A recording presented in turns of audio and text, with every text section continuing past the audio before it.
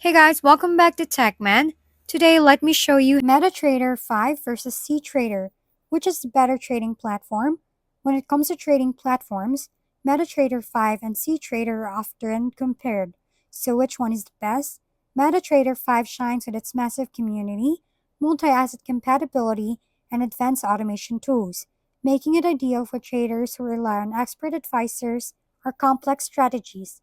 It's powerful, but the interface feels a bit dated, and some MT4 tools require adjustment to work properly. On the other hand, cTrader offers a sleek, modern design with lightning fast execution, transparent ECN trading, and highly customizable charting tools for precision trading. However, it has a smaller community, fewer broker support, and occasional bugs can occur during high volatility events. The verdict: choose MetaTrader 5 if you want reliability, automation, and broad broker support. But if you prefer a modern interface, precision execution, and advanced risk tools, cTrader may be the smarter choice for your trading style.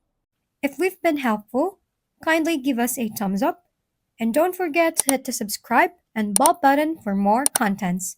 For any questions and suggestions, comment down below.